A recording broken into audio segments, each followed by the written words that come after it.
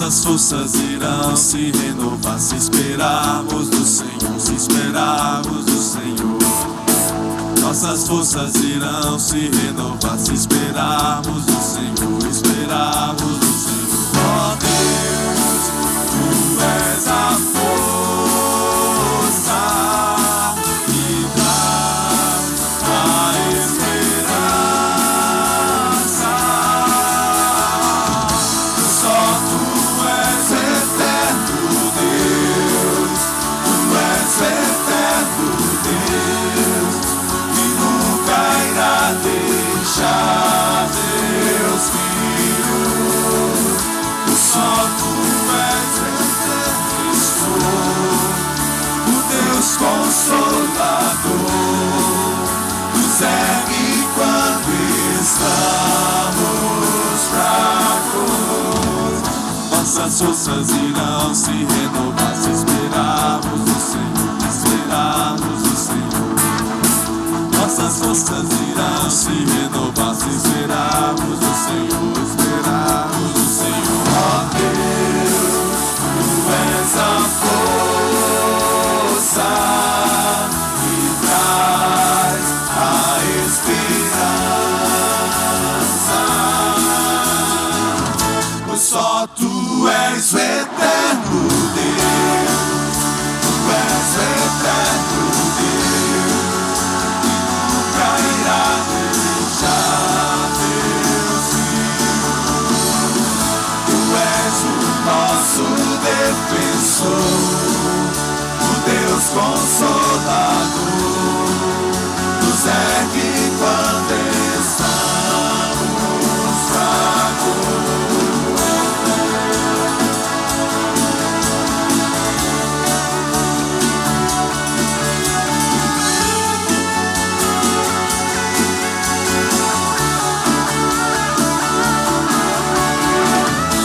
Só Tu és eterno Deus, Tu és eterno Deus, que nunca irá deixar Teus filhos.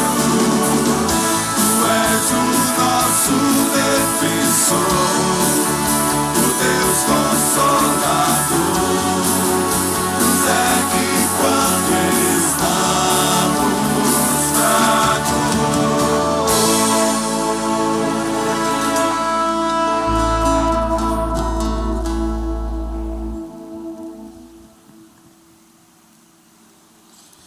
Boa noite a todos, a graça e a paz de Jesus, amém, meus irmãos?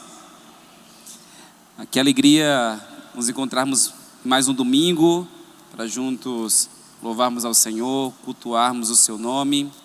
Que bom que você está aqui, escolheu em um dia como hoje, dedicar seu primeiro dia da semana ao Senhor, e a nossa expectativa é que Deus fale conosco nessa noite, confronte nosso coração, console aqueles que precisam ser consolados, mas acima de tudo que Ele fale conosco.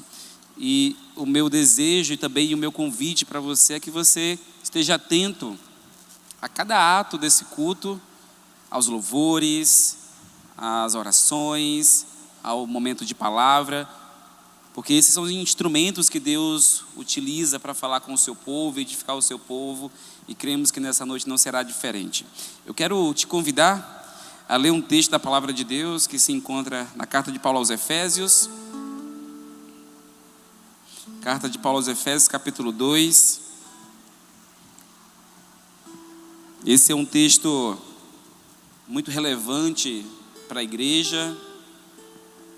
Ele descreve detalhadamente um estilo de vida sem Cristo e também o alto preço que foi pago para que fôssemos resgatados de uma vida de trevas, uma vida onde nós tínhamos um Senhor, o Senhor desse século, que nos conduzia por caminhos de perdição, mas que por um ato de soberana graça, o Senhor nos resgatou desse mundo de trevas e escuridão. Efésios capítulo 2, a partir do versículo 1, a palavra de Deus Diz assim: aqueles que encontraram, se puderem se colocar de pé.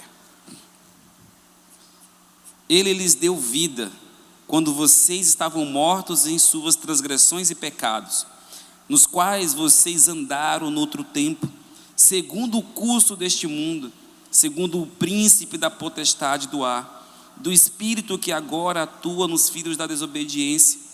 Entre eles também nós todos andamos no passado, segundo as inclinações da nossa carne, fazendo a vontade da carne e dos pensamentos, e éramos por natureza filhos da ira, como também os demais.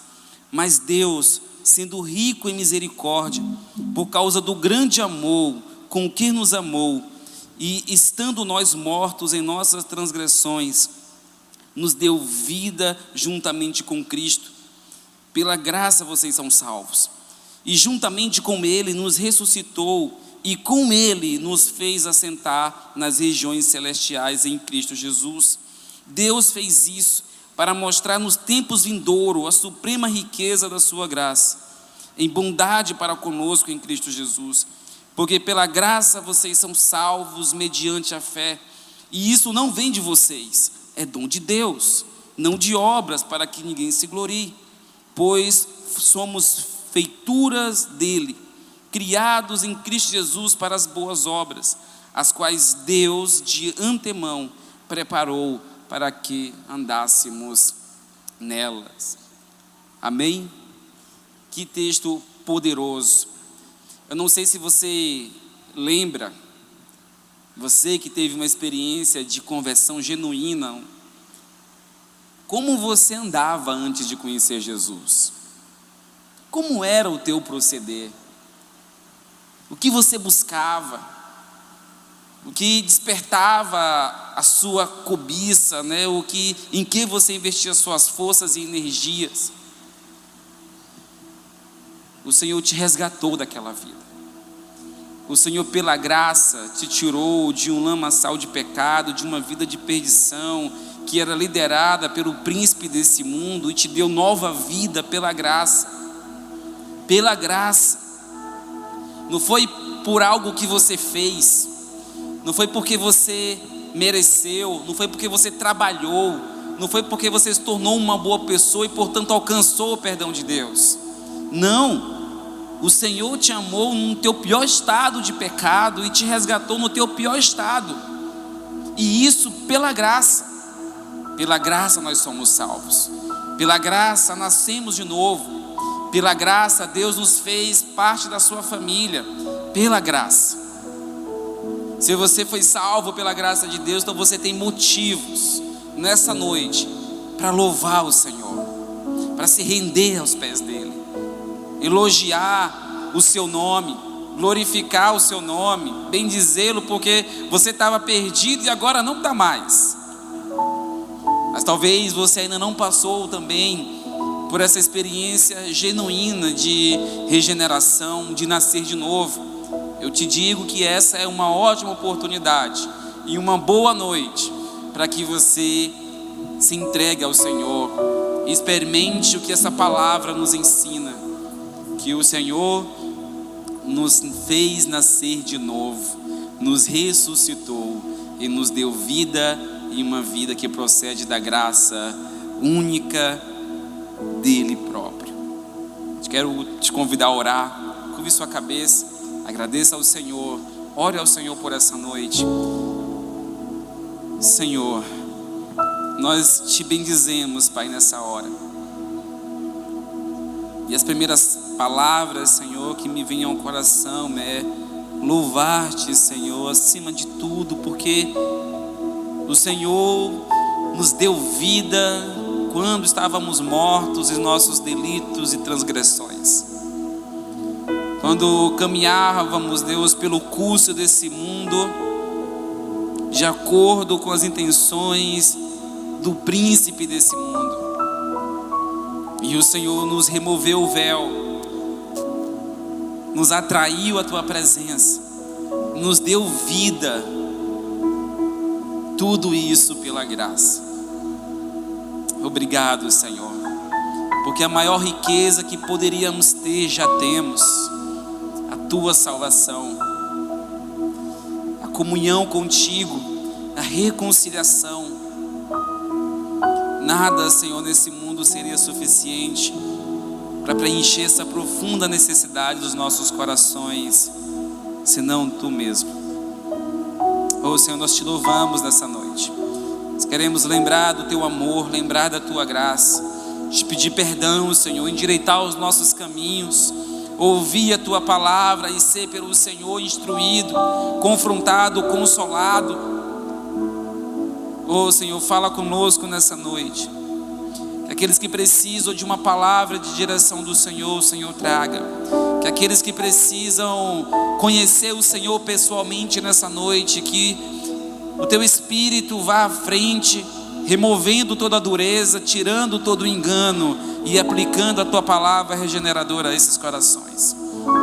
Em tudo, Senhor, nós queremos que cada ato deste culto seja para o louvor do teu nome, porque só tu és digno, em nome de Jesus.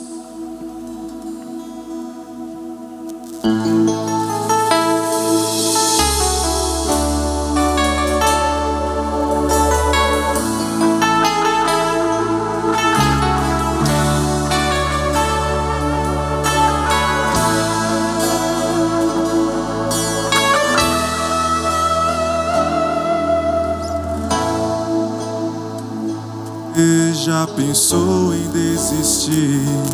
Tenha fé e não pare de sorrir. Você vai ver que o inimigo não vai entender, que o crente até mesmo chorando, ele canta porque se chorar, chora nos pés do Senhor. Tem Jesus como seu consolador.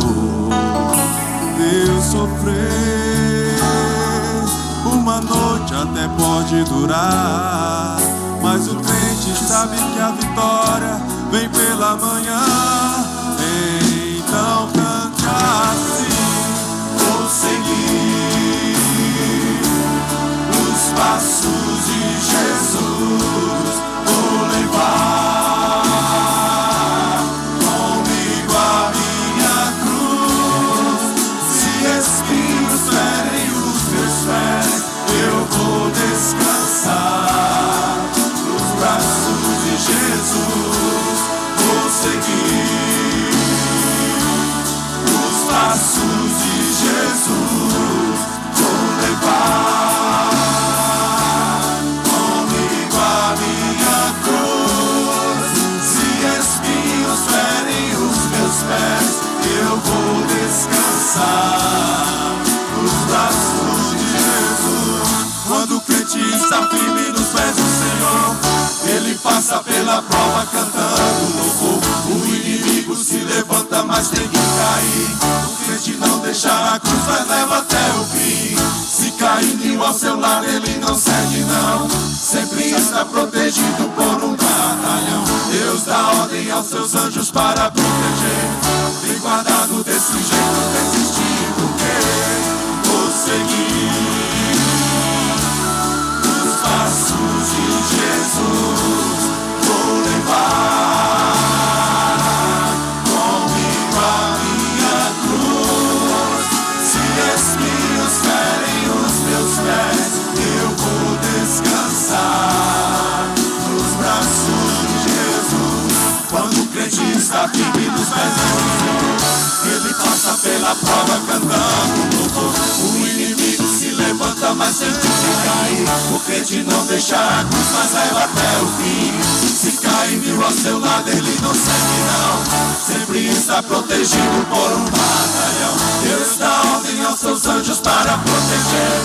Tem guardado desse jeito, desistir porque vou seguir os passos de Jesus, vou levar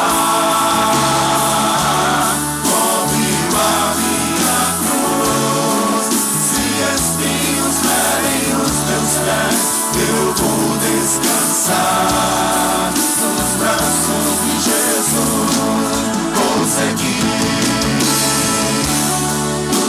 braços de Jesus, descansar nos braços de Jesus.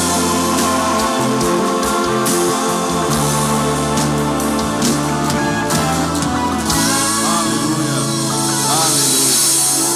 Glória a Deus. A graça e a paz do Senhor Jesus, meus irmãos. Amém.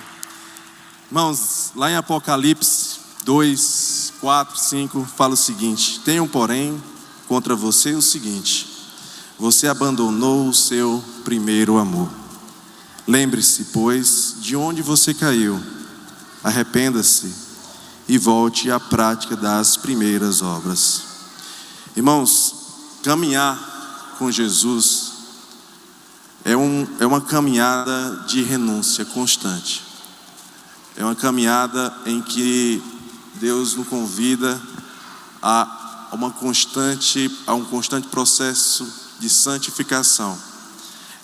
Esses versículos que eu li para vocês, eles fazem parte da carta à igreja de Éfeso. Éfeso foi uma igreja em que permaneceu fiel, mesmo diante de tribulações, mesmo diante de provações, se manteve fiel, mas nesse momento tem essa exortação à igreja, porque ele transformou o zelo pelo serviço, ele ocupou esse zelo pelo serviço além do amor a Cristo. Eu não sei como é que você está essa noite, eu não sei como é que está o seu coração, eu não sei qual é a exortação que o Senhor tem para dar a você e a mim, mas eu quero que você, através dessa canção, em oração, reconheça e fale a mesma coisa. Lembre-se de onde você caiu, arrependa-se e volte às primeiras práticas. Amém?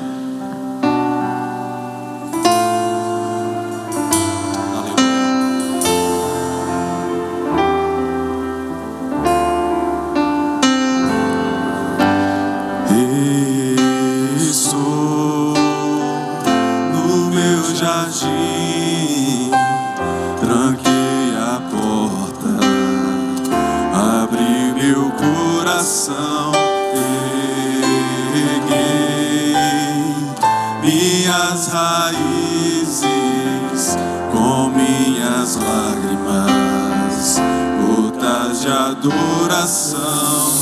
Senhor, não quero que os meus olhos perca o brilho do primeiro amor que eu tive. Não quero que em mim se perca o desejo de te adorar. Vem, Senhor, e me resgata todos os dias, só pra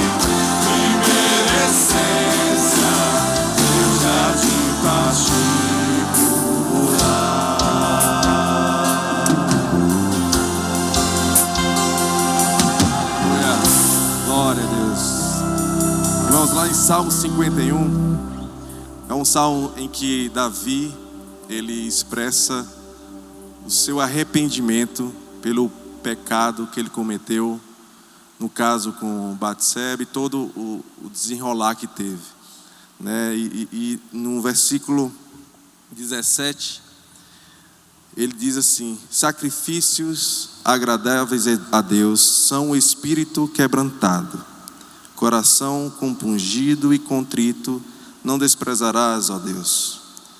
Nesse salmo, Davi, ele reconhece o pecado que ele cometeu, ele fica constrangido com tudo que ele fez, ele não delega a culpa para ninguém, mas reconhece que a culpa foi somente dele, e ele implora pelo perdão de Deus.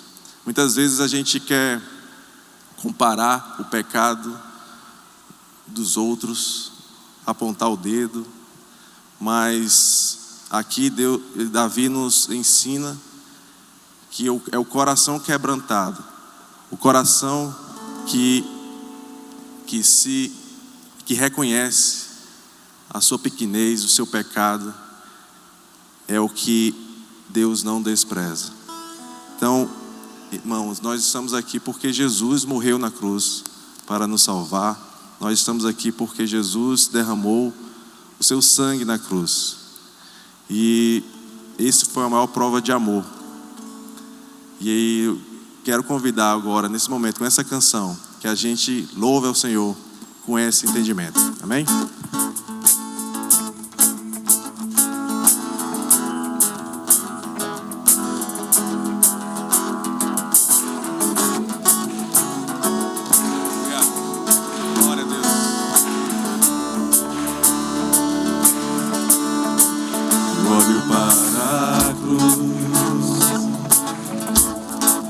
Para a cruz eu vou, do seu sofrer participar, a sua obra vou cantar. Meu Salvador, na cruz mostrou o amor do Pai.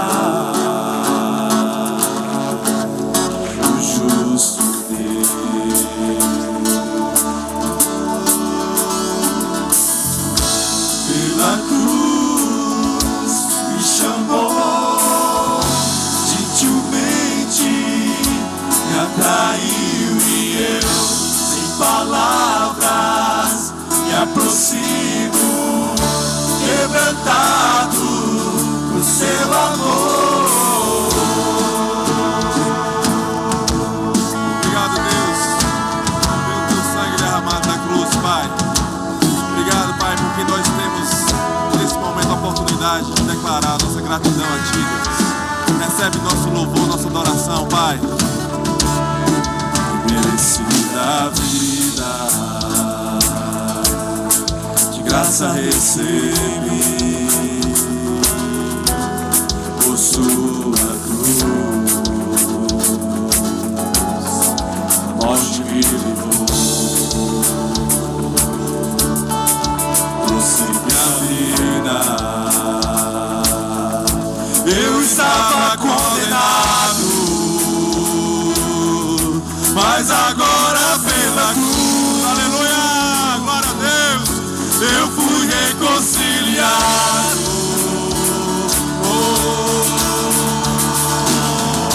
Pela cruz me chamou, gentilmente me atraiu, e eu, sem palavras, me aproximo, quebrantado por seu amor.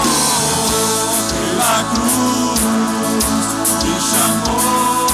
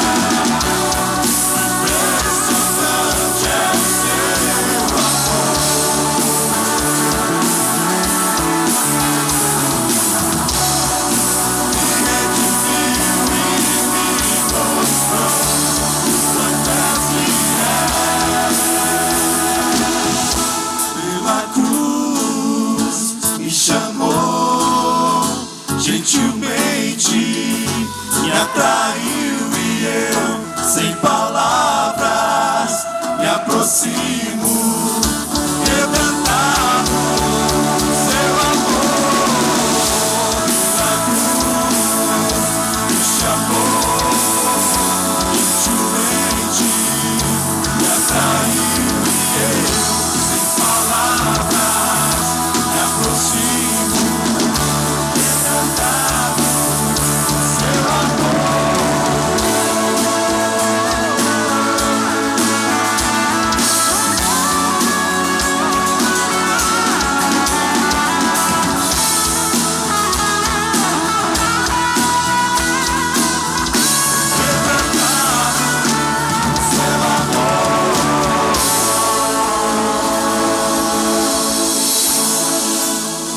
Aleluia.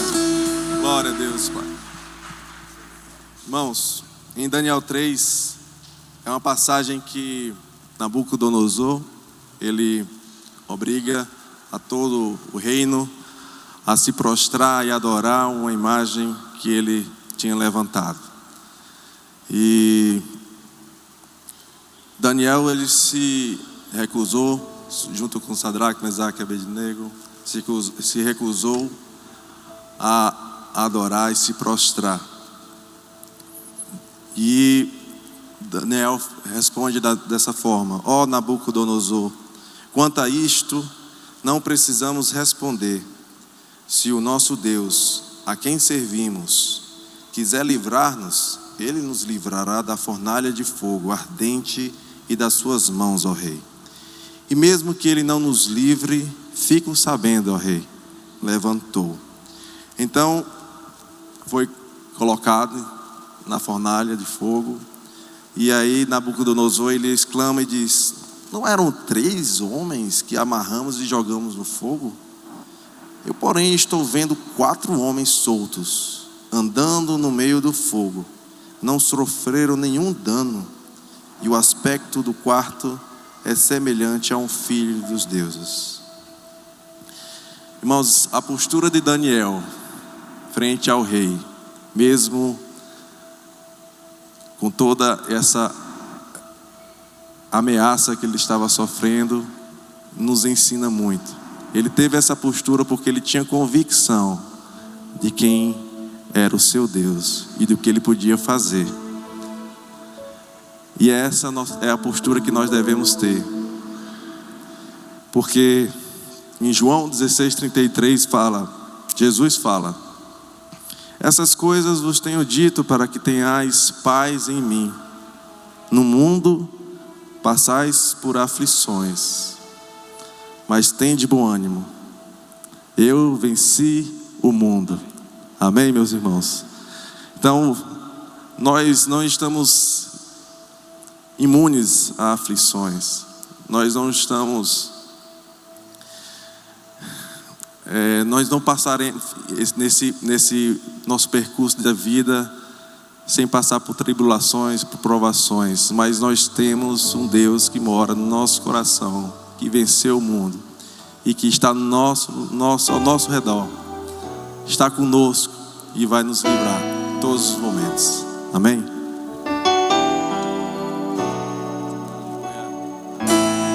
Glória a Deus. Só se pôr e a noite chegar, tu és quem me guia. Se a tempestade me alcançar, tu és meu abrigo. Se o mar me submergir, a tua mão me traz à tona pra respirar e me faz andar sobre as águas.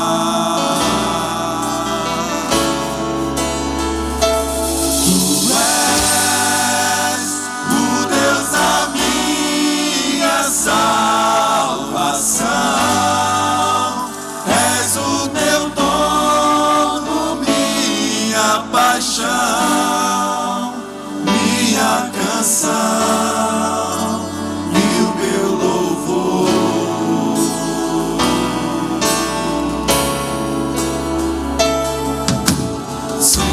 sol se pôr e a noite chegar, tu és quem me guia.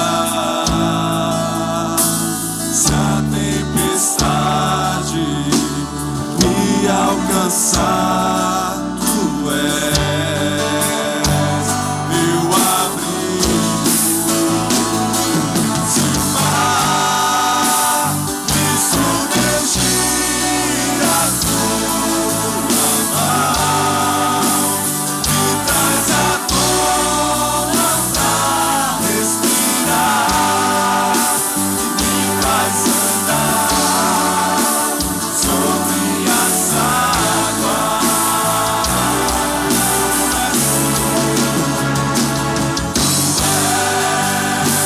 O Deus da minha salvação, és o meu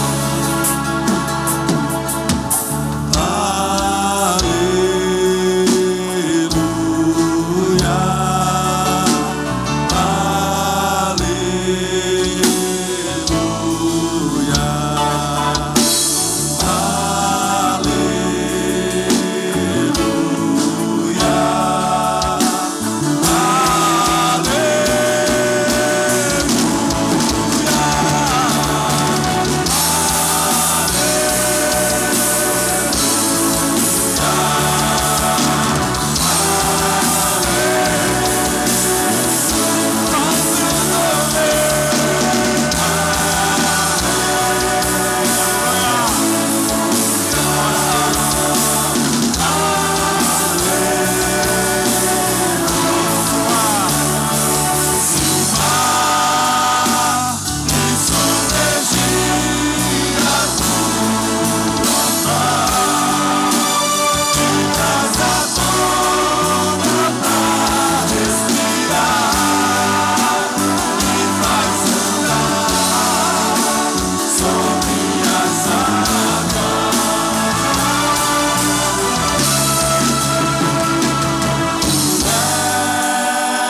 o Deus da minha salvação, és o meu dono, minha paixão, minha canção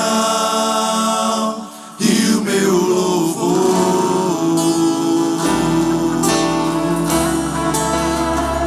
Aleluia.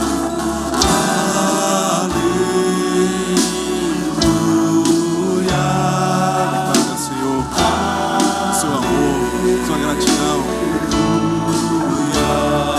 Lembrar que o Senhor é o teu Salvador.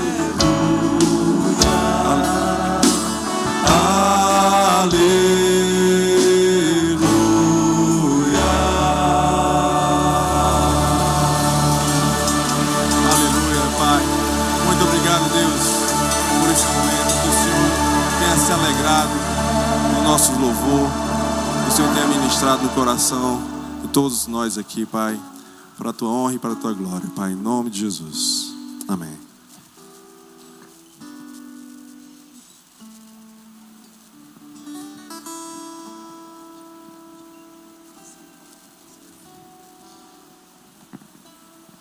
Amém? Glória a Deus. Como é bom, né, irmãos? Cantarmos ao Senhor, louvarmos o seu nome, adorá-lo. Isso nos faz bem. Quero saber quem que nos visita hoje pela primeira vez. Tem alguém que nos visita hoje pela primeira vez?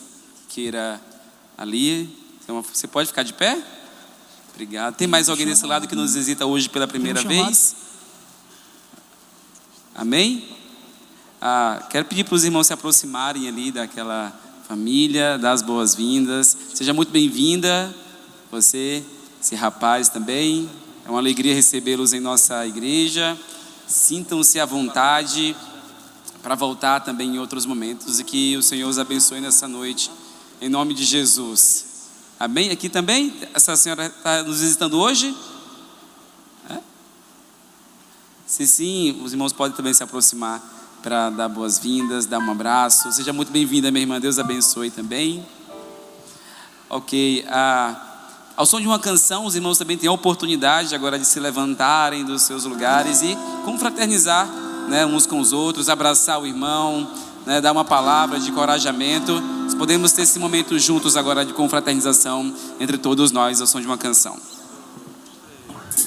Jesus, em tua presença, reunimos-nos aqui, contemplamos tua face e rendemos-nos a ti, pois o dia da tua morte trouxe vida a todos nós e nos deu completo acesso ao coração do Pai. Jesus, em tua presença, reunimos-nos aqui, contemplamos tua face e rendemos-nos a ti, pois o dia da tua morte trouxe vida a todos nós, nos deu completo acesso ao coração do Pai. O véu que separava não separa mais, a luz que outrora apagada agora brilha, cada dia brilha mais.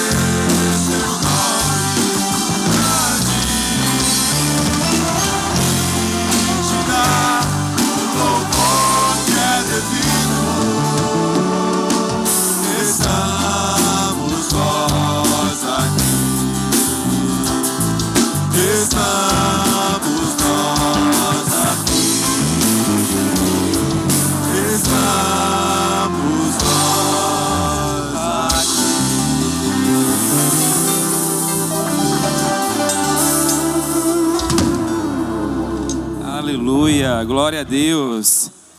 Amém, meus irmãos? Vamos continuar então com o nosso culto de adoração ao Senhor. E agora os irmãos têm a oportunidade, também ao som de uma canção, a trazer os seus dízimos e as suas ofertas. Nós temos os gasofilaços aqui, atrás também, aqueles que querem ofertar e dizimar pelas contas da igreja. Aqui tem o QR Code e os números das contas.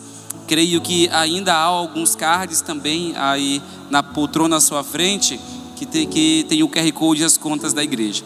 Os irmãos têm a oportunidade agora, com o coração contente, com entendimento, sabendo que o que temos é dádiva do Senhor, de contribuírem com uma obra com seus dízimos e suas ofertas.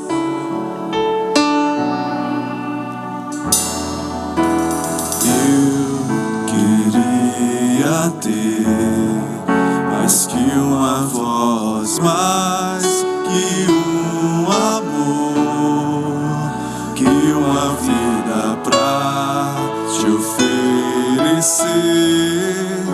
pois tu és muito mais que eu possa ter em meu ser. Tu és o autor, aquele que pintou com perfeição a vida. Tu és o Senhor, aquele que me amou e és o meu Deus, meu Senhor. Minha vida é pra teu louvor, meu Deus, meu Senhor. Minha vida é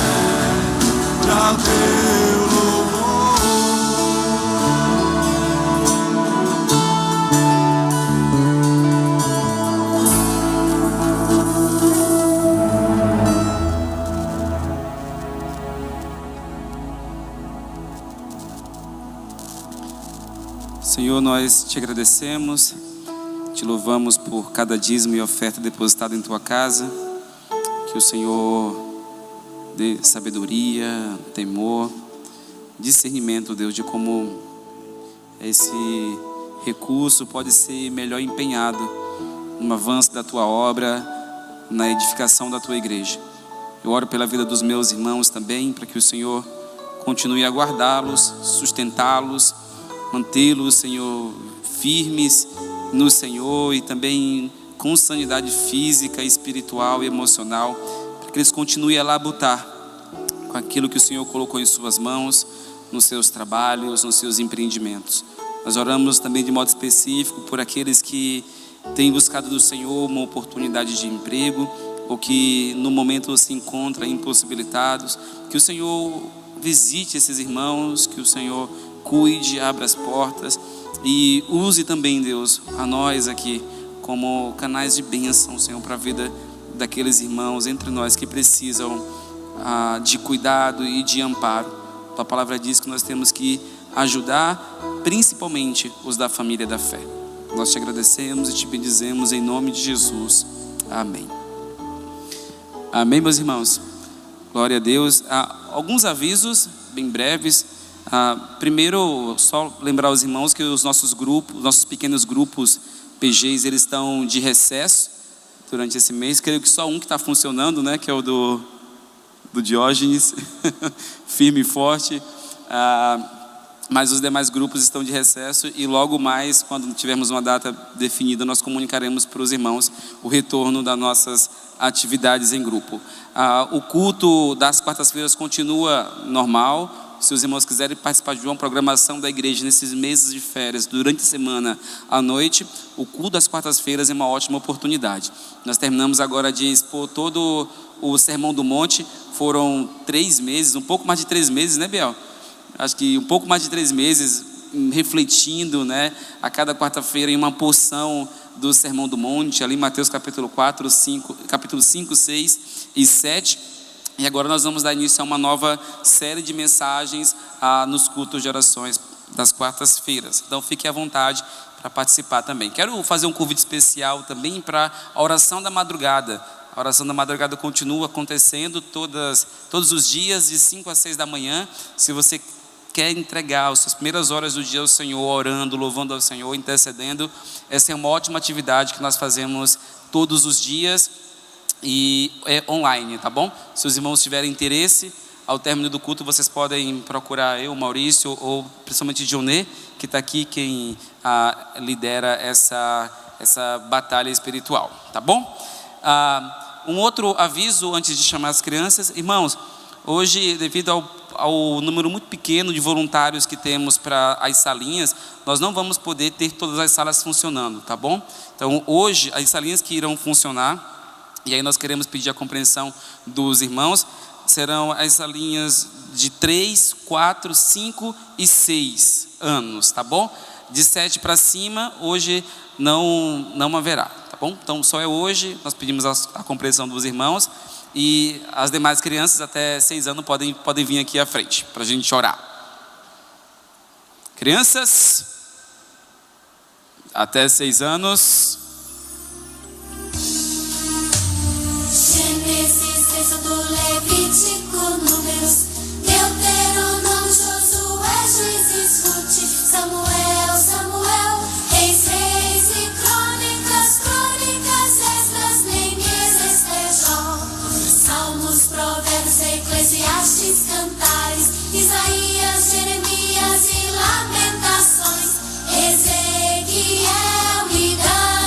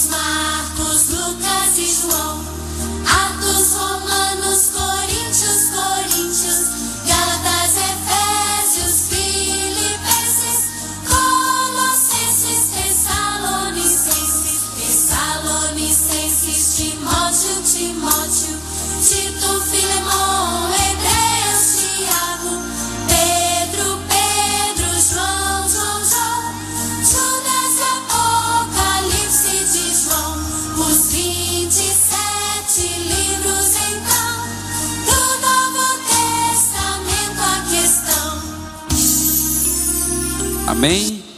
Irmãos, antes de orar, fazer também um convite para você que quer se envolver nos ministérios da igreja. Nós temos áreas da nossa igreja que precisa de pessoas, que precisam de voluntários, que queiram servir. E uma das áreas que precisa é a área infantil, o ministério infantil.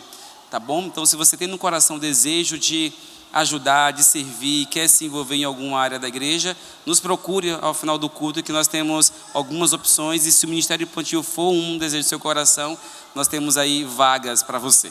Tá bom? Vamos orar pelas nossas crianças. Senhor, nós te agradecemos pela vida de cada criança que veio aqui à frente, das demais também que irão participar. Pedimos, Deus, para que o Senhor nessa noite trate, Deus, do coraçãozinho delas ali nas salas, enquanto também elas são ministradas, Senhor, pela Tua palavra, pela verdade do Senhor. Que o Senhor alcance o coração de cada uma e que o Teu evangelho brote, Senhor, e que elas cresçam andando nos Teus caminhos e temendo o Teu nome. Abençoa também, Deus, a vida das professoras, que o Senhor cuide, dê sabedoria para que elas consigam comunicar, Deus, a Tua palavra, em nome de Jesus. É assim que nós oramos e te agradecemos. Amém. Amém? Liberadas as crianças, Deus abençoe. Chamar Maurício. Hoje o nosso pastor não pôde estar presente, mas ele chega no início da semana, e hoje quem está com a incumbência de nos ministrar a palavra de Deus é o nosso irmão Maurício. Vamos orar por ele? Senhor, nós te agradecemos e nos alegramos em Ti pela vida do nosso irmão Maurício, Pai. Obrigado porque ele tem se dedicado à Tua obra e feito com zelo aquilo que o Senhor tem colocado em suas mãos.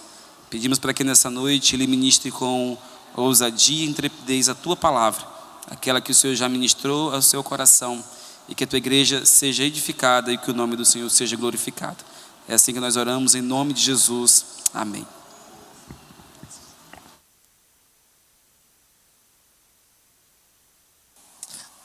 Som.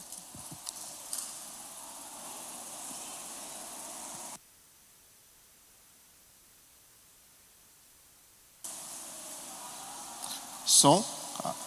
Acho que agora sim, né? Amém. Boa noite, amada igreja do Senhor. Graça e paz do Senhor Jesus. Amém. Estão bem? Graças a Deus, né? Glória a Deus. Louvamos ao nome do Senhor por mais uma oportunidade que Ele nos concede de estarmos na sua casa, na sua igreja, para adorarmos o seu nome. E mais um momento que o Senhor nos concede também para ouvirmos a sua palavra. Então, meu desejo é que os irmãos estejam com o coração aberto e disposto a ouvir aquilo que Deus irá ministrar nesta noite através de sua palavra. E eu quero já lhe convidar a abrir a sua Bíblia no texto que está em Lucas capítulo 15. Então, Evangelho de Lucas, no capítulo 15. Você pode também acompanhar aqui no telão. Eu queria pedir para que a gente colocasse na versão NVT, tá? Quem está operando aí o telão, por favor, versão NVT. Então, Lucas capítulo 15. Nós vamos ler, meus irmãos, o capítulo completo. Então eu queria pedir a atenção de vocês, é uma leitura um pouco longa, mas que será necessária para que a gente possa desenvolver e expor esse capítulo tão importante do Evangelho de Lucas. Amém? Então, Lucas capítulo 15, eu estarei lendo aqui na versão NVT. Diz assim a palavra: cobradores de impostos e outros pecadores vinham ouvir Jesus ensinar. Os fariseus e mestres da lei criticavam-no, dizendo: ele se reúne com os pecadores e até come com eles. Então Jesus lhes contou esta parábola: se um homem tiver 100 ovelhas e uma delas se perder, o que acham que ele fará? Não deixará as outras 99 no pasto e buscará a perdida até encontrá-la? E quando a encontrar, ele a carregará alegremente nos ombros e a levará para casa. Quando chegar, reunirá os amigos e vizinhos e dirá: alegrem-se comigo, pois encontrei a minha ovelha perdida. Da mesma forma, há mais alegria no céu por causa de um pecador perdido que se arrepende, do que por 99 justos que não precisam se arrepender. Ou suponhamos que uma mulher tenha 10 moedas de prata e perca uma. Acaso não acenderá uma lâmpada, varrerá a casa inteira e procurará com cuidado até encontrá-la? E quando a encontrar, reunirá as amigas e vizinhas e dirá: alegrem-se comigo, pois encontrei a minha moeda perdida. Da mesma forma, há alegria na presença dos anjos de Deus quando um único pecador se arrepende. Jesus continuou: um homem tinha 2 filhos. O filho mais jovem disse ao pai: quero a minha parte da herança. E o pai dividiu seus bens entre os filhos. Alguns dias depois, o filho mais jovem arrumou suas coisas e se mudou para uma terra distante, onde desperdiçou tudo o que tinha por viver de forma desregrada. Quando seu dinheiro acabou, uma grande fome se espalhou pela terra e ele começou a passar necessidade. Convenceu um fazendeiro da região a empregá-lo. E esse homem o mandou a seus campos cuidar dos porcos. Embora quisesse saciar a fome com as vagens dadas aos porcos, ninguém lhe dava coisa alguma. Quando finalmente caiu em si, disse: até os empregados de meu pai têm comida de sobra e eu estou aqui morrendo de fome. Vou retornar à casa de meu pai e dizer: Pai, pequei contra o céu e contra o Senhor, e não sou mais digno de ser chamado seu filho. Por favor, trate-me como seu empregado. Então voltou para a casa do seu pai. Quando ele ainda estava longe, seu pai o viu. Cheio de compaixão, correu para o filho, o abraçou e o beijou. O filho disse: pai, eu pequei contra o céu e contra o Senhor, e não sou mais digno de ser chamado seu filho. O pai, no entanto, disse aos seus servos: depressa, tragam a melhor roupa da casa e vistam nele. Coloquem-lhe um anel no dedo e sandálias nos pés. Matem um novilho gordo, faremos um banquete e celebraremos. Pois este meu filho estava morto e voltou à vida, estava perdido e foi achado. E começaram a festejar. Enquanto isso, o filho mais velho estava no campo. Na volta para casa, ouviu música e dança e perguntou a um dos servos o que estava acontecendo. O servo respondeu: seu irmão voltou e seu pai matou o novilho gordo, pois ele voltou são e salvo. O irmão mais velho se irou e não quis entrar. O pai saiu e insistiu com o filho, mas ele respondeu: todos esses anos eu tenho trabalhado como escravo para o Senhor e nunca me recusei a obedecer às suas ordens. E o Senhor nunca me deu nem mesmo um cabrito para que eu venha festejar com meus amigos. Mas quando esse seu filho volta, depois de desperdiçar o seu dinheiro com prostitutas, o Senhor comemora matando o novilho. O pai lhe respondeu: meu filho, você está sempre comigo e tudo o que eu tenho é seu. Mas tínhamos de comemorar este dia feliz. Pensamento que Lucas quis trazer ao escrever este capítulo. Nós estamos diante de um dos textos mais conhecidos da Bíblia. É possível que você mesmo já tenha ouvido várias vezes e ouvido diversas mensagens a respeito desse texto. Ele é amplamente pregado e ministrado por séculos. Mas nesta noite gostaríamos de relembrar e meditar nesse texto conhecido, na esperança de que Deus possa nos mostrar algo novo que edifique nossos corações. O Evangelho de Lucas, ele foi escrito entre os anos 70 e 90 depois de Cristo, fruto de minuciosas pesquisas e investigações do autor, que ouviu relatos daqueles que estiveram com Jesus. Ele mesmo narra isso lá no capítulo 1, logo no início do seu livro. Ele diz que aquilo que ele escreveu foi objeto de minuciosas investigações e relatos daqueles que estiveram com o Mestre, daqueles que estiveram com Cristo.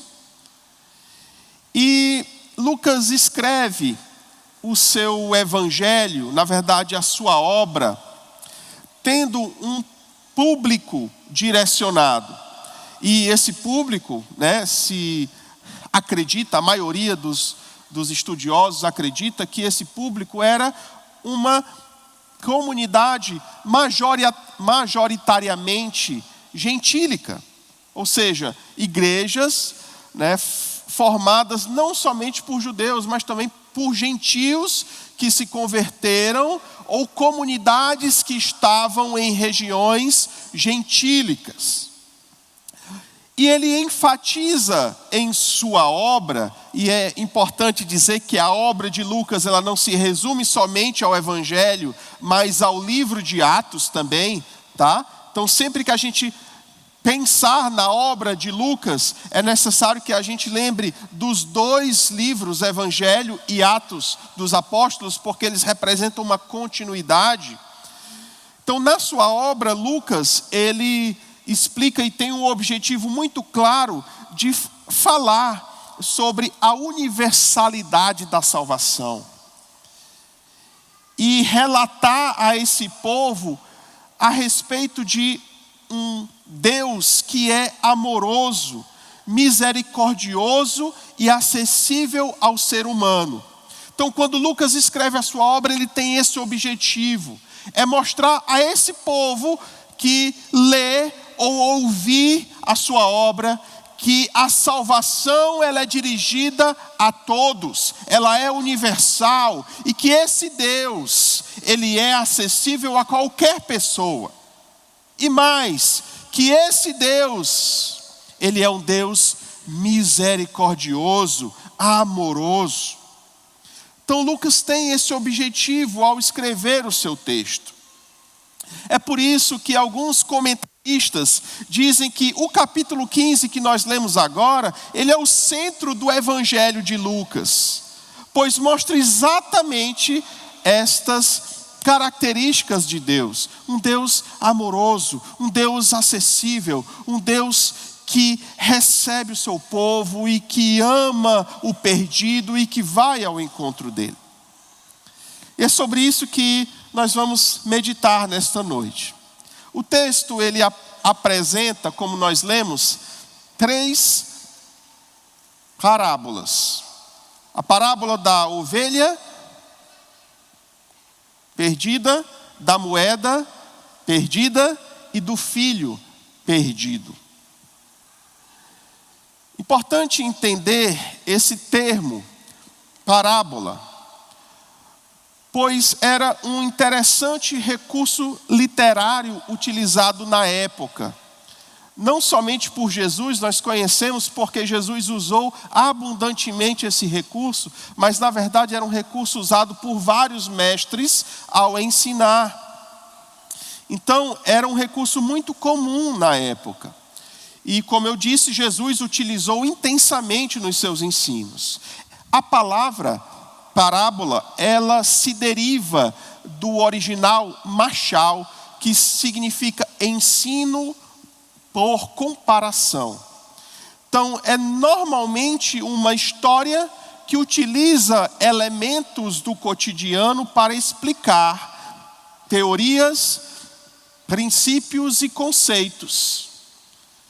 Então, através de comparação com elementos corriqueiros do dia a dia, explica-se através da parábola conceitos, teorias. E Jesus utiliza isso. E ele fala sobre elementos comuns daquelas pessoas. A ovelha, que era muito comum na época, a moeda e o filho, o contexto familiar. Além disso, é importante entender o contexto em que as parábolas foram citadas, né? Porque Jesus, ele dirige as parábolas diretamente a algumas pessoas que estavam ali, alguns ouvintes que estavam ali ouvindo, né, ou recebendo o seu ensino. E nós encontramos esse público-alvo citado nos versículos 1 e 2 do texto. Lá diz que Jesus, ele recebia cobradores de impostos e pecadores. E ele comia com os cobradores de impostos e os pecadores. Mas fala também de fariseus e mestres da lei que criticavam esse ato de Jesus. Então vejam que há públicos distintos. Primeiramente, cobradores de impostos e os pecadores, pessoas excluídas na sociedade, pessoas que faziam aquilo que não era lícito, que de alguma forma descumpriam a lei e andavam à margem da sociedade e eram vistas como indignas de herdar a salvação por Deus. Mas, do outro lado, nós tínhamos fariseus e mestres da lei, religiosos da época, legalistas, soberbos, que se achavam mais corretos e justos do que o povo comum e acreditavam que os pecadores que estavam ali com Jesus eram indignos da salvação vinda de Deus. É para este público que as parábolas são dirigidas. Públicos distintos, mas que necessitavam ouvir o ensinamento que Jesus tinha ali a mostrar.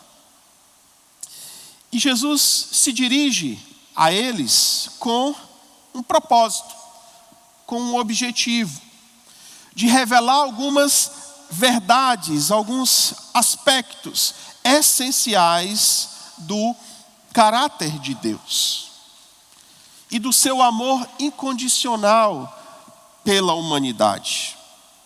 Então, Jesus tinha esse objetivo, revelar tanto a pecadores quanto a religiosos um Deus que eles desconheciam, na verdade, aspectos que eles não conheciam do Deus de Israel.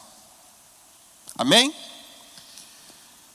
O fato de serem parábolas consecutivas e que têm no seu centro um mesmo tema, o mesmo objetivo, reforçam a ênfase que Jesus quis dar a esse tema.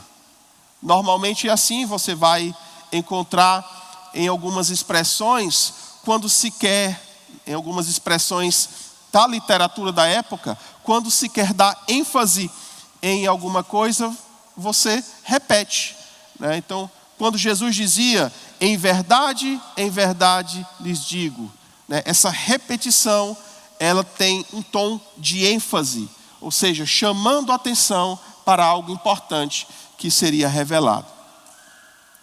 Mas vamos ao texto e vamos às parábolas. Jesus começa falando da parábola da ovelha perdida, né, que está lá entre os versículos 4 e 7. E ele diz, né, que um homem, né, se um homem tiver 100 ovelhas e uma delas se perder, o que acham que ele fará? Né? E Jesus continua dizendo, ele vai deixar as 99 no pasto e buscar a perdida até encontrá-la. E Jesus diz mais, que quando encontrar, ele o carregará alegremente, o levará até sua casa e lá na casa reunirá os amigos e vizinhos e se alegrará com eles, porque encontrou a ovelha que se perdeu. Jesus, ele começa com essa parábola, mais uma vez usando um elemento comum ali do dia a dia das pessoas que era a ovelha. E é interessante que ele começa com uma questão que ele mesmo responde. Ele diz, se um de vocês tem 100 ovelhas e uma se perde, será que não deixa as 99 no campo para ir atrás da ovelha que se perdeu até encontrá-la? Qual seria a resposta razoável e lógica? Reflita você aí, se você fosse um pastor e tivesse 100 ovelhas, uma se perde, mas 99 ficam com você, você sairia? Deixaria as 99 sozinhas e iria em busca de uma que se perdeu?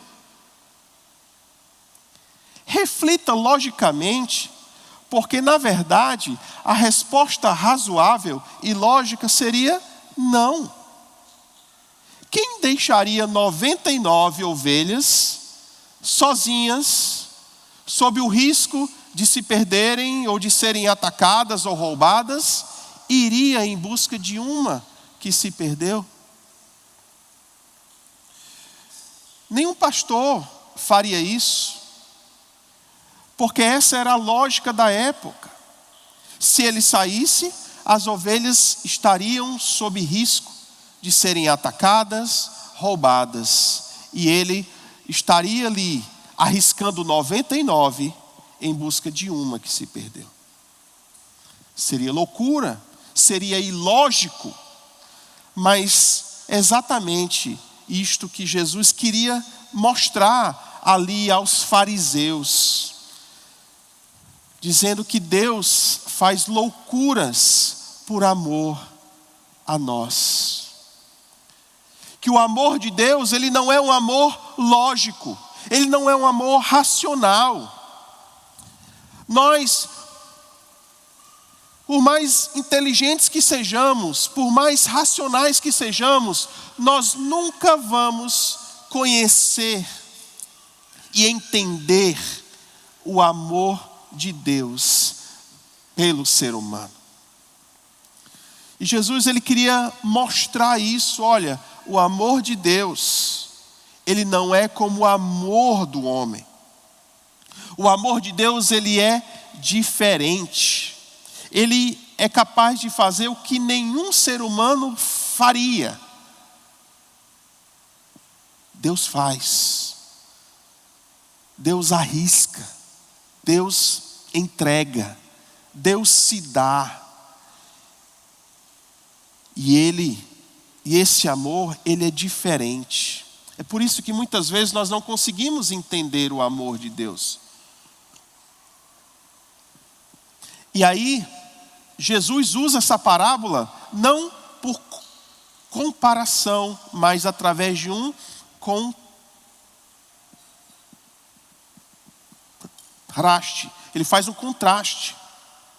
Deus é o oposto dos homens, que só agem através de decisões calculistas e frias. Deus faz loucuras e a loucura do amor consegue o que a razão jamais conseguiria, a volta da ovelha que se perde. Então, Jesus aqui contrasta a atitude de Deus e a atitude dos fariseus e dos mestres da lei. Além disso, a parábola mostra a importância do arrependimento diante de Deus, dizendo que existe alegria no céu e no coração de Deus quando o homem se arrepende. Então, primeiro aspecto do amor de Deus que Jesus mostra através da parábola da ovelha perdida. Deus tem um amor incondicional, que nós como humanos não conseguimos entender, conceber ou abranger, porque o seu amor é muito maior do que a lógica humana. E ele faz, sim, loucuras, coisas que nós não imaginamos, para nos alcançar. E é importante entender que esse amor, ele também está disponível para mim e para você.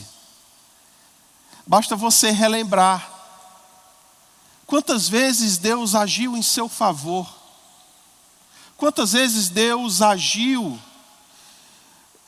na sua vida quando você não merecia, ou quantas vezes Deus ele agiu na sua vida e abriu portas e ajudou você e te levantou sem que você não entendesse. Nosso Deus é um Deus que nos ama incondicionalmente. E é importante que nós conheçamos esse amor.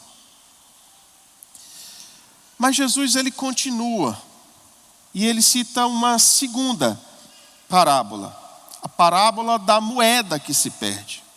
E ele diz que uma mulher tinha 10 moedas e uma se perde.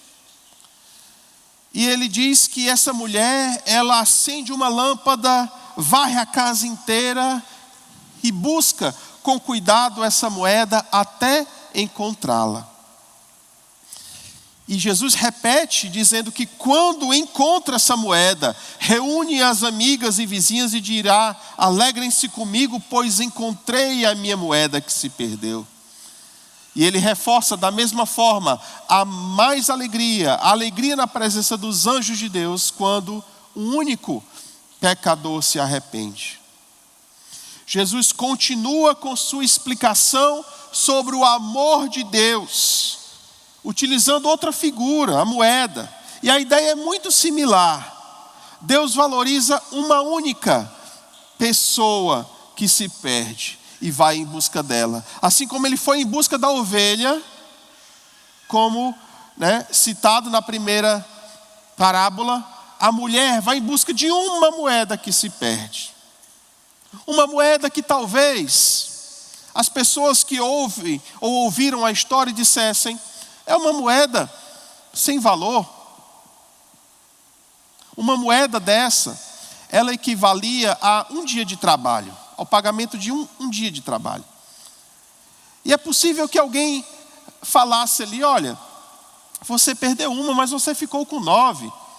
Não vale o esforço, não se esforce tanto. Você ficou com 9. Mas a mulher, ela se esforça.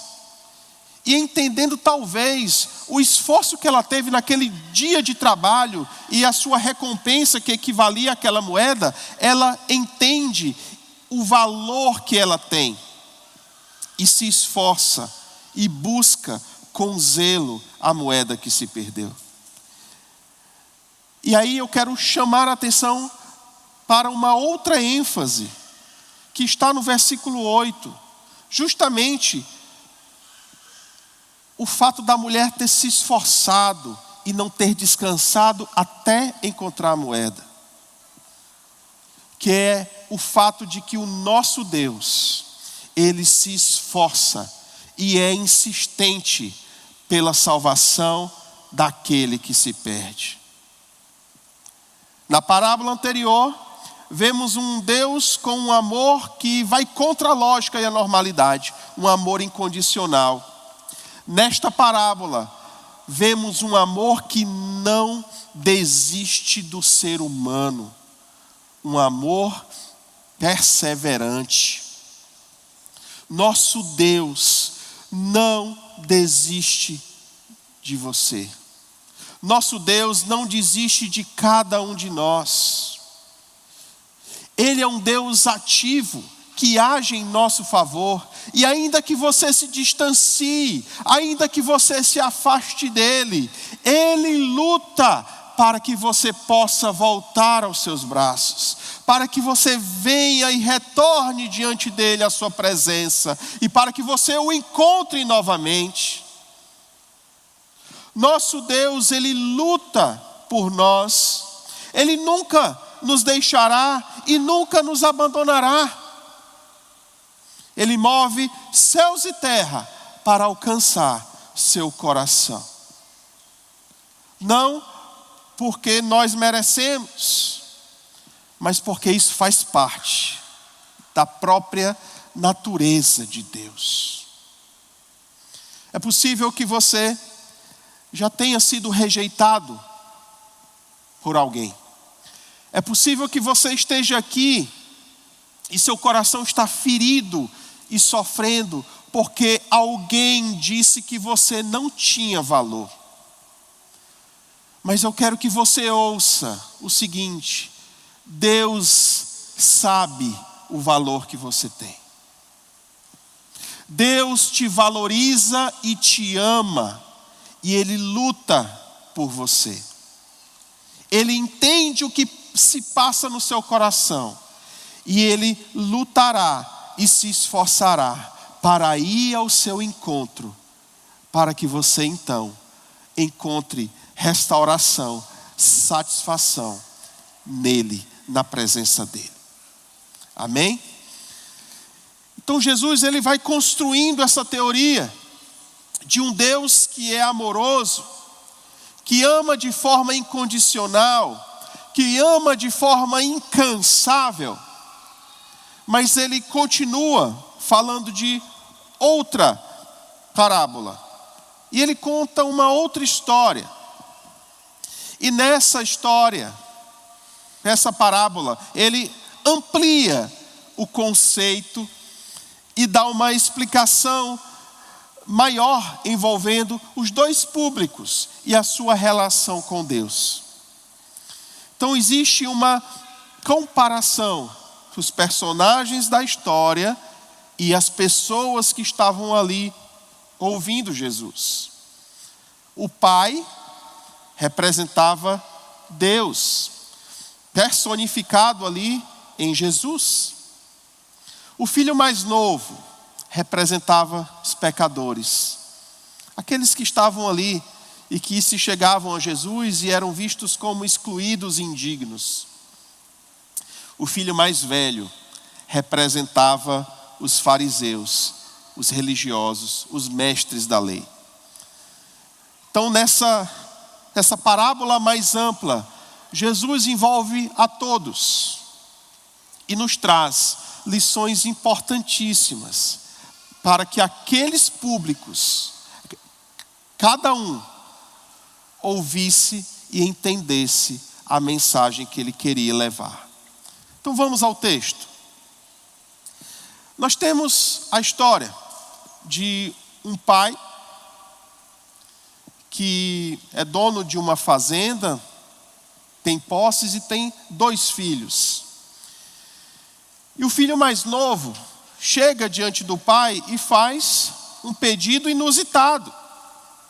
Ele lhe pede a parte da herança que lhe cabe. E esse pedido é inusitado por quê? Porque esse não era comum que um filho recebesse a sua herança com o pai ainda vivo.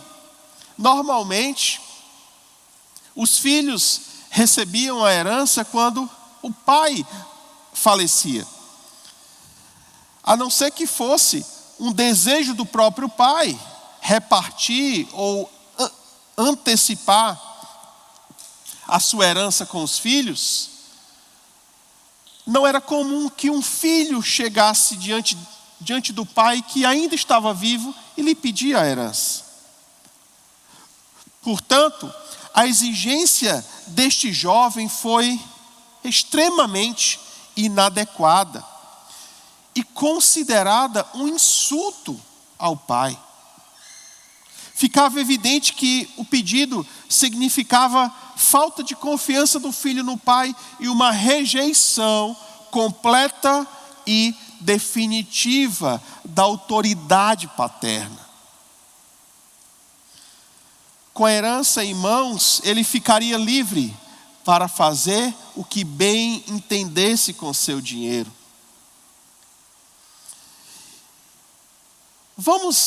E aí é interessante a gente analisar essa situação do filho mais novo, porque esse sentimento do filho é o mesmo que houve em Adão e Eva. Se a gente refletir bem, Adão e Eva, quando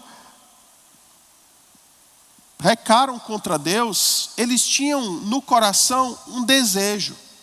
O desejo de viverem independentes de Deus. Foi isso, inclusive, que a serpente incitou em Eva, dizendo: olha, se você comer, você será igual a Deus, você será semelhante a Deus, conhecendo o bem e o mal. O desejo de ser igual a Deus e de ser independente de Deus, isso gerou e acarretou o pecado original com Adão e Eva. E o sentimento do filho foi o mesmo. Ele queria independência, ele queria sair da autoridade do pai e viver independentemente. Por isso que ele pediu sua parte na herança. E meus queridos, por séculos, este sentimento de querer viver independente de Deus tem afastado o homem do pai, deixando-o sujeito às suas paixões e desejos. E afastados de Deus e de sua autoridade, os homens eles têm sido dominados por seus desejos pecaminosos. Têm sido rebaixados às piores condições sociais, emocionais e espirituais. Têm ficado à mercê do inimigo que quer destruir vidas e afastá-los completamente de Deus. A história da humanidade que se afasta de Deus e de muitos que hoje se afastaram de Deus e hoje vivem em miséria, em vergonha, perdidos. Tudo isso inicia com um sentimento de rebeldia diante do Senhor. Foi isto que aconteceu com este jovem do texto. E ele representa muito bem os pecadores que estavam ali com Jesus. E eu fico imaginando aqueles homens que estavam ali com Cristo, ouvindo a história e dizendo: isso aconteceu comigo. Um dia eu me afastei do Senhor.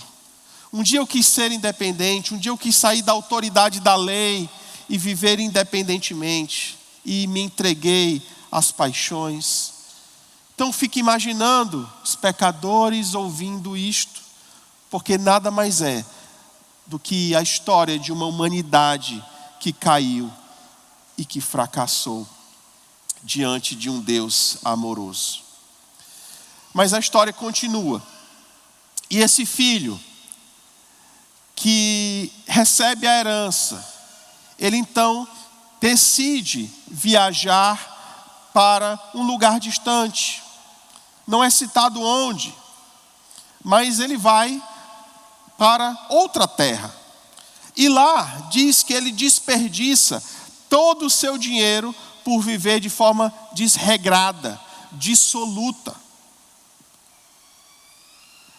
Possivelmente usando o dinheiro em farras, bebedeiras e talvez orgias. Na verdade, o filho mais velho, quando vai confrontar o pai, ele diz: olha, seu filho mais novo gastou dinheiro com as prostitutas, com as meretrizes. O fato é que ele gastou todo o seu dinheiro. E quando o dinheiro acabou, uma fome assolou a terra onde ele estava. E ele então começou a passar necessidade. Então conseguiu um serviço lá com um dos fazendeiros para apacentar porcos. Animais que eram vistos como imundos.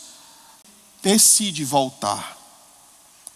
Por maior miséria que possamos estar vivendo, meus irmãos, sempre podemos lembrar do Pai.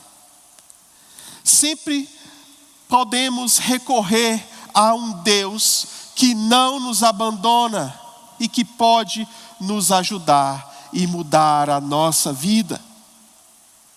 O jovem lembrou do pai. Lembrou que lá ele tinha tudo o que precisava. Ele tinha comida, abrigo, consolo, tinha um nome, tinha uma identidade e tinha o amor de seu pai. E diante disso, ele se arrepende e decide voltar.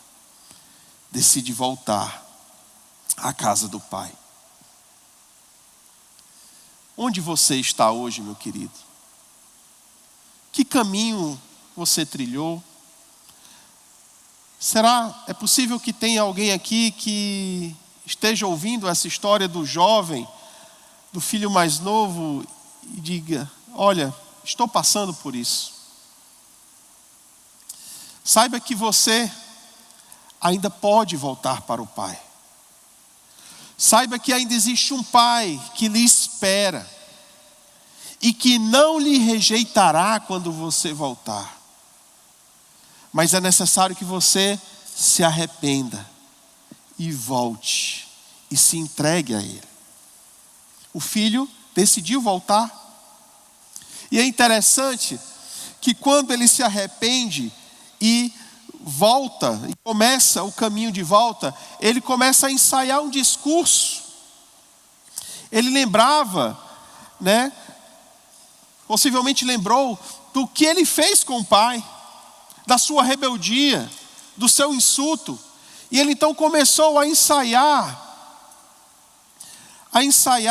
um discurso, dizendo: olha, quando eu voltar, vou dizer: pai, eu pequei contra ti, me aceite como um de seus empregados, não sou mais digno de ser chamado seu filho.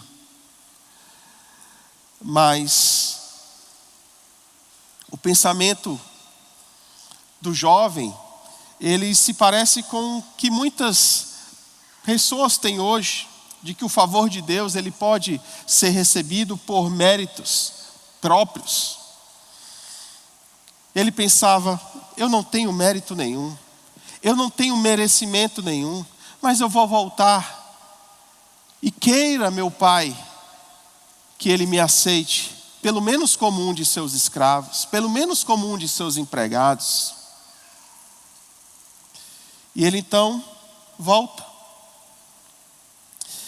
e vai até a sua casa de origem. E a palavra diz que quando ele está se aproximando de casa, o pai o avista de longe. E é interessante que o pai estava ali, olhando o horizonte, na expectativa de que seu filho um dia voltasse.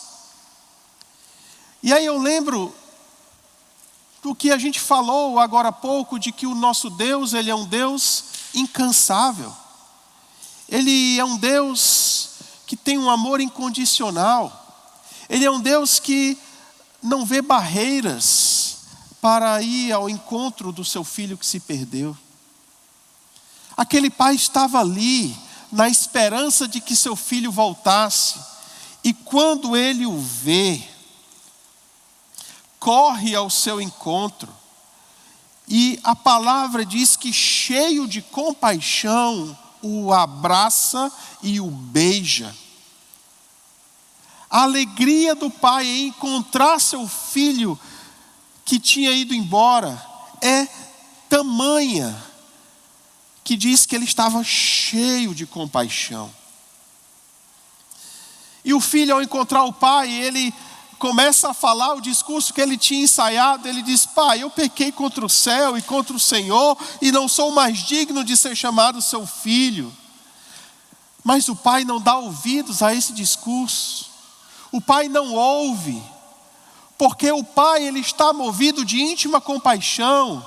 O pai está movido de um amor incondicional. O pai está movido de um amor incansável. O pai está movido de um amor que o aceita, que recebe o filho da forma como ele está. E ele não quer ouvir desculpas, ele não quer ouvir justificativas, ele quer apenas receber e restaurar o filho que se perdeu. E ele então recebe, o ama, o abraça, o beija. Mas não só isso. Ele restaura a dignidade daquele jovem. Ele diz: rápido, busquem a melhor roupa. Coloquem um anel no seu dedo e sandálias nos pés. E estas 3 atitudes, elas representam a restauração da dignidade do filho. A roupa representa a restauração da honra e da identidade daquele jovem como filho. Na cultura da época, a roupa era um símbolo de status e de identidade. Ao receber aquela roupa, o filho é reconhecido novamente como um membro da família. E não mais como um andarilho ou como um servo. Então, ao receber a roupa, ele é recebido, a sua identidade como filho é restaurada. Mas não é só a roupa. Ele também recebe um anel no dedo. E o anel confirma sua autoridade como herdeiro do pai. O anel, ele é usado como selo e representa autoridade e poder. Quando José do Egito foi elevado a governador, um dos símbolos de que ele agora teria autoridade seria o anel. O anel que o faraó mesmo tirou e entregou a José. Então o anel representava autoridade e poder. Ao colocar o anel no dedo do filho, o pai estava restaurando a sua autoridade como herdeiro legítimo da família. Mas ele também coloca sandálias nos pés. E as sandálias indicam que ele não é mais um escravo. Ele não é mais um servo, mas um filho livre. Porque naquela época, escravos andavam descalços. Mas o pai diz: você não é mais escravo. Você não é mais escravo. Você agora é meu filho. Receba novamente a sua herança, a sua identidade como filho, mas também receba liberdade. Você não é mais escravo. Então aquele pai recebe o filho com amor, mas também restaura a sua dignidade. E da mesma forma, como aconteceu com a ovelha, como aconteceu com a moeda, o pai celebra com alegria a volta do filho que se perdeu. No entanto, existe um filho mais velho. E esse filho, que sempre foi obediente, dedicado ao trabalho, ele fica indignado com a recepção calorosa ao irmão. Ele se sente injustiçado por nunca ter recebido uma festa semelhante, apesar de sua lealdade. O filho mais velho, nesse contexto, representam os religiosos, representam os fariseus, aqueles que se apegam a uma justiça própria e a uma obediência legalista, sem compreender que o amor incondicional de Deus, Ele nos dá e nos recebe não por méritos, mas por causa da graça de Deus.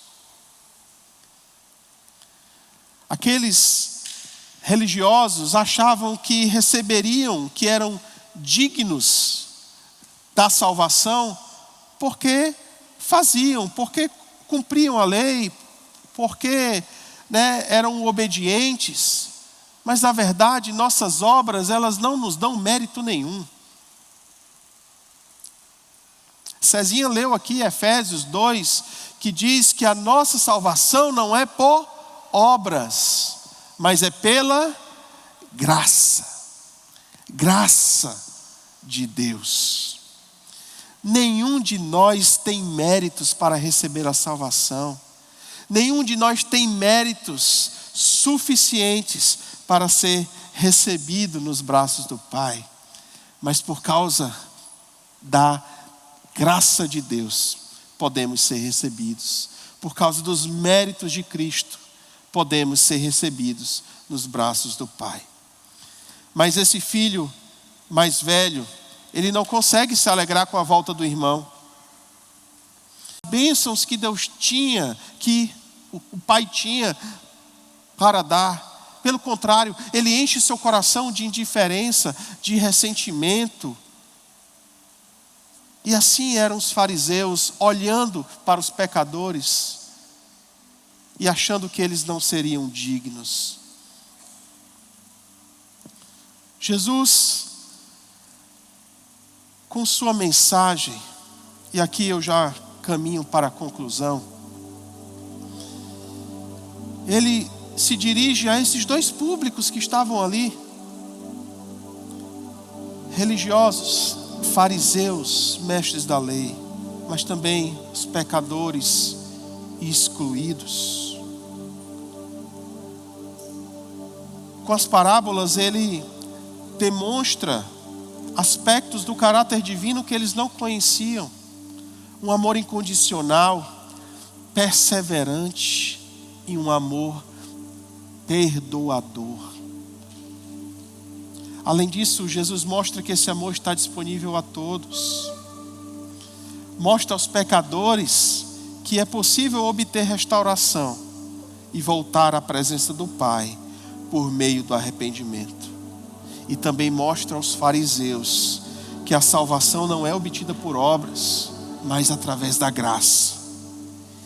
E que a sua conduta legalista só os estava afastando da presença do Pai e de todos os benefícios advindos desse relacionamento.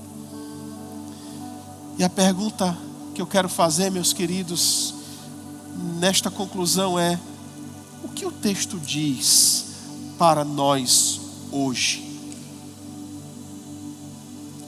Com qual dos filhos nós nos assemelhamos?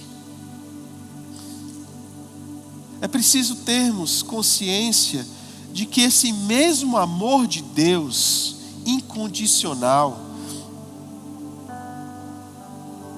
perseverante e perdoador, ele está disponível para nós hoje. E é possível experimentá-lo. Para os que estão na condição do filho mais velho, daqueles que talvez estão na igreja há tanto tempo, cumprindo rigorosamente as regras e vindo rigorosamente às programações, mas que talvez perderam a intimidade com Ele e têm alimentado um sentimento egoísta e indiferente em relação ao seu irmão, a orientação é: aceite o convite. Aceite o convite do Pai. Não fique na porta, mas usufrua de tudo que Ele tem para lhe oferecer. E celebre junto com o seu Senhor. Se alegre com Ele. Nosso Pai tem tantas coisas para nos mostrar. E Ele quer estar conosco, se alegrando. Então que possamos usufruir da presença do Pai. Mas é possível que alguns estejam aqui na condição do filho mais novo. Em algum momento da vida, movidos pela insatisfação e a rebeldia, perderam tudo. Estão vivendo uma condição de sofrimento, vergonha e humilhação. É possível que tenha alguém aqui que se identifique com esta condição. Mas para você, eu quero dizer que por mais longe que você tenha ido, por piores coisas que tenha feito, seja qual for o seu estado, nunca é tarde demais para voltar para a casa do Pai. Nunca é tarde demais para voltar para a casa do Pai. Basta somente que possamos chegar até Ele com o coração humilde e arrependido, entendendo que temos um valor inerente e inestimável como filhos de Deus. Deus te ama e Deus quer te receber em seus braços, mas é necessário que você chegue até Ele através de fé e arrependimento, crendo que somente através de Cristo e somente por causa dele, somente por Ele, você pode obter novamente essa reconciliação com o Pai.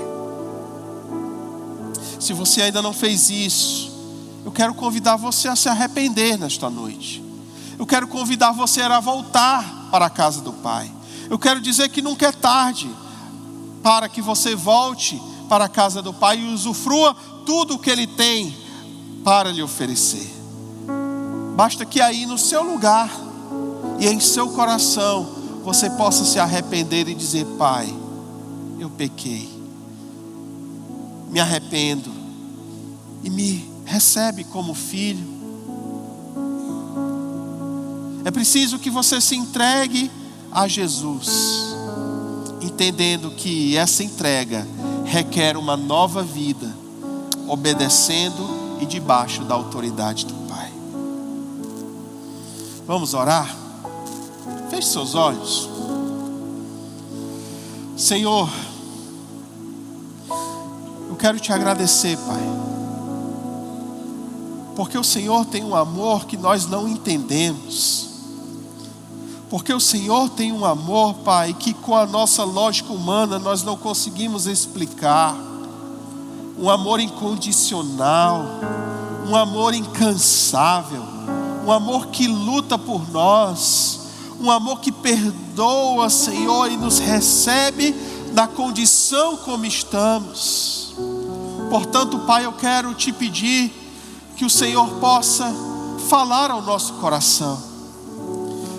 É possível que aqui, Senhor, talvez estejam alguns filhos perdidos, alguns jovens, pessoas que se perderam em algum momento da sua caminhada na vida, que decidiram se afastar e viver de acordo com a sua vontade e foram seduzidos pelas paixões do mundo. E talvez seu coração esteja vazio e a sua vida talvez esteja enfrentando miséria e sofrimento. E eu peço que o Senhor fale a estes corações, Senhor, convencendo que é necessário que eles voltem para a casa do Pai, que eles se arrependam e entreguem a sua vida a Cristo. E eu peço, Senhor, que através do Teu Santo Espírito, o Senhor possa agir nesses corações. Mas eu quero orar também, Senhor, em favor daqueles que talvez já estejam na igreja há tanto tempo, mas cujo coração endureceu, que não sentem mais o mesmo ânimo, a mesma alegria em estar na Tua presença. Aqueles que talvez têm uma rotina semanal de vir à igreja, mas não conseguem mais sentir a Tua presença, Senhor, e se alegrar verdadeiramente contigo. Eu peço, Senhor, quebra esses corações, quebra esses corações, converte novamente, Senhor, para que eles possam voltar à casa do Pai, voltar à presença do Pai e celebrar junto com o Pai. Em nome de Jesus, Senhor, age no meio da Tua igreja, e que nós possamos entender, sem dúvida, sem receio, Pai, o quão grande, o quão incondicional, o quão incansável, o quão cheio de compaixão é o Teu amor por nós, Pai. Em nome de Jesus eu oro. Amém e amém. Glória a Deus. Será que você pode aplaudir a esse Deus que nos ama de forma incondicional, de forma tão grande que nós não conseguimos explicar? Amém? Glória a Deus. Vamos encerrar?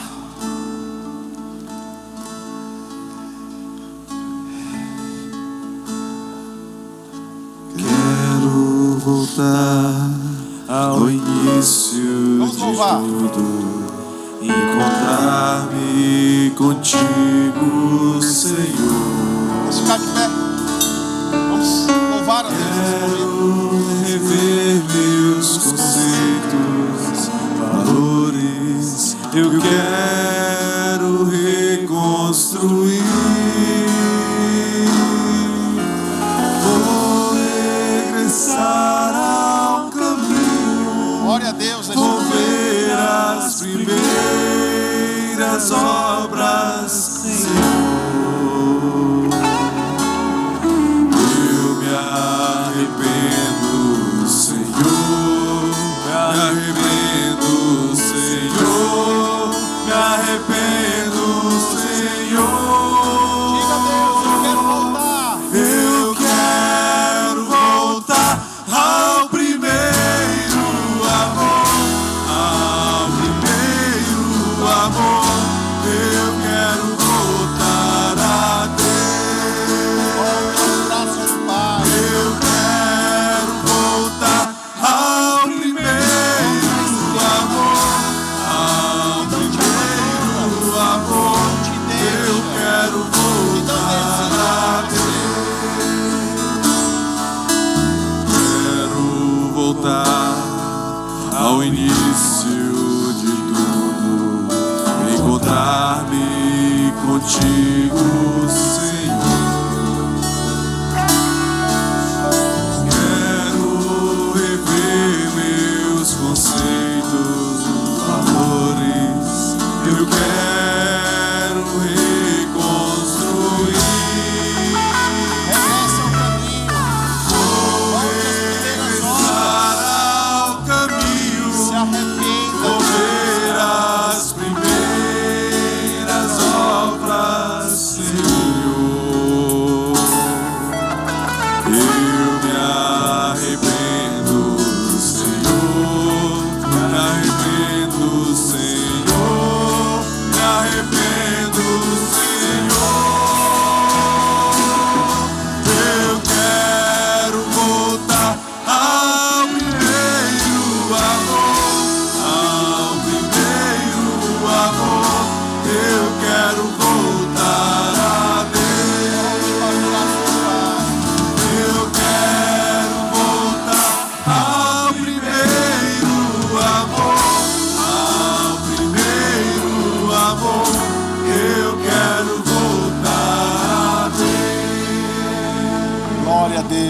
aleluias. Meus queridos, eu quero só avisar que ao final, nossa irmã Fabiana vai estar com o açaí lá atrás. Você pode estar se confraternizando lá. E que durante esta semana você possa meditar no grande amor de Deus por sua vida. Amém? Senhor, obrigado, Pai, por este tempo. Obrigado, Senhor, pela oportunidade de ouvirmos a Tua palavra. Porque estamos aqui na Tua casa e porque nós podemos estar aqui com nossos irmãos, usufruindo da Tua presença. Nos leve em paz aos nossos lares. E não deixe, Senhor, que esqueçamos que o Teu amor, Ele é grande e Ele sempre nos aceita e sempre está disponível, Senhor, para receber um filho que se arrepende. Por favor, Pai, fica conosco e nos dá uma semana de paz e de bênção, em nome de Jesus. Amém. Glória a Deus. Que Deus abençoe, que tenha uma ótima semana. E vamos cantar?